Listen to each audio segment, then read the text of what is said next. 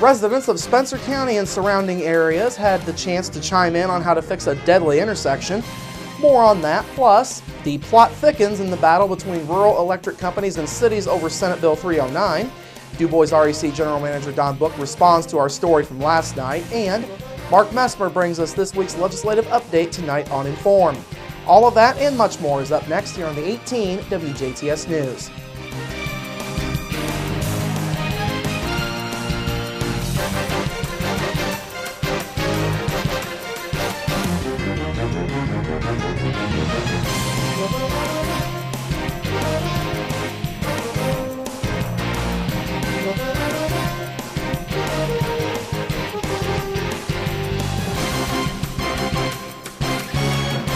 Hello, I'm Bradford Raths. We begin tonight with area residents getting their chance to speak about what should be done to fix a deadly intersection in northern Spencer County. Last night, the Indiana Department of Transportation hosted a public hearing at Heritage Hills High School for the south junction of US 231 and State Road 62 near Dale. The intersection has been the site of several fatal accidents, including one that took the life of 60-year-old Susan Grundhafer of Dale just over 3 weeks ago. Grundhafer had been going westbound on State Road 62 and tried to cross the southbound lanes of US 231. She failed to yield the right-of-way to a southbound SUV, and her vehicle was hit in the right side door. The impact caused Grundhafer's vehicle to roll over and it came to rest on its roof.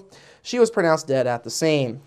Now, several people spoke last night, including members of Susan Grundhafer's family. Grundhafer's son, Seth Grundhafer, was among those who took the floor. He says this accident has brought the community together to find a permanent solution.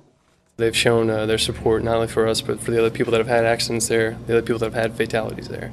And, you know, they all have a common message that there's a problem and it needs to be fixed, and that really the overall problem isn't being addressed. So yeah, everyone came out here tonight, and they're very vocal, and they're very eager to see a change, and one that will ensure that we can save some lives in that intersection. During his comments, Grundhafer criticized changes that were made to the intersection over the last few years. He stated those changes simply have not been enough. I think one of the changes, they had a bigger stop sign there. Well, people had just mentioned today that people are continuing to run those. Another change was they had marked out the turn lanes going east to west on State Road 62 to sort of block out a possible blind spot. Well, they allowed those markings to fade off the road.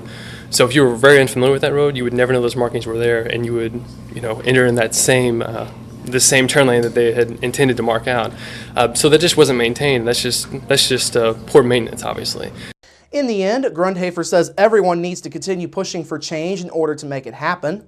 Meanwhile, NDOT spokesman Will Wingfield says all options are on the table for the intersection. We have a lot of tools in our tool belt when it comes to traffic solutions, so we're going to take a look at the intersection and consider all the different options that are available to us. You know, maybe we will bid another contract out to do some type of work. We really don't know at this point, and that's part of the reason why we're here, is to gather that input. Others on hand last night included North Spencer school officials, area law enforcement, and other NDOT staff. 2 Jasper residents are facing theft charges after attempting to steal from the Jasper Walmart for a second time. Just before noon yesterday, Jasper police were called to the Northside Walmart after getting a report that 2 people were leaving the store without paying for their items. When they arrived, police found that 43-year-old Todd Howard and 29-year-old Nicole King had attempted to steal high-end food items, alcohol, and various toiletries. The total value of the items was $266. Now, as mentioned, police discovered this wasn't the first time that Howard and King had stolen from the Walmart. JPD says the 2 had been at the store on Christmas Eve trying the same thing. That attempted theft involved a vacuum cleaner and numerous food items. Those items were valued at $370 and were recovered from their residence by authorities. Howard and King were both lodged in the Dubois County Security Center. They're each facing Class A misdemeanors for theft. An investigation into a recent burglary in the Holland area ended with a Huntingburg man behind bars. Last Saturday, Indiana State Police began investigating a burglary that happened at a residence in the 7300 block of West County Road 1200 South near Holland sometime last Friday. State Police say the burglar had climbed up the television antenna tower, removed a window screen, and went inside the home. Further investigation by crime scene technicians found that numerous pieces of jewelry were taken. Yesterday, troopers found 2 of the jewelry items at local jewelry stores. That led them to speak with a suspect, 24-year-old Jacob Gunselman. Gunselman was taken into custody later in the day yesterday without incident. He was booked into the Dubois County Security Center on a level 6 felony for residential entry, a level 4 felony for burglary, and a Class A misdemeanor for theft. A local REC is now telling its side of the story, with tensions continuing between cities and rural electric companies over current laws. Earlier today, Dubois REC CEO and General Manager Don Book issued a statement in response to a story we aired last night concerning Senate Bill 309 and a recent article in Electric Consumer. In the statement, Book denies that the article called out city officials by name or referred to any cities or towns as predators. Book also says anyone who wants to read the article in its entirety can go to electricconsumer.org to do so. Book says the current law is unfair as it relates to how territory works. He says under that law, cities are allowed to take territory from the RECs, but RECs can't take territory from the cities. Book says Dubois REC is among those statewide who have been losing territory to cities and towns due to annexation. He says that has led to a negative impact financially for Dubois REC. Book says arguments against Senate Bill 309 are taking the wrong approach. At one time. And because of that, territory is fairly large. You know, we have sure more land mass than the cities and towns, but the opportunities for development in the Hoosier National Forest, the Ferdinand Forest, it doesn't exist. And the government agencies that we work with in those areas can be sometimes challenging. And to look at the argument based on land mass is not the right way to view this. On a final note, Book says Dubois REC does have a good working relationship with Jasper, Huntingburg, and Ferdinand officials. He says the real issue is the unfairness of the law. And finally tonight, Huntingburg may soon be joining the wave of the future when it comes to generating electricity.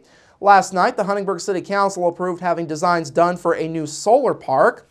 The council heard from Dan Worrell from the Indiana Municipal Power Agency concerning potential plans. Now, the council has been discussing this issue over the last several months. The new park would be built on an 8-acre site on the city's north side. It would be near the city's current electric substation at Phoenix Drive and Chestnut Street. IMPA would lease the facility from Huntingburg and develop the site, and the city would then be paid by IMPA for the use of the land.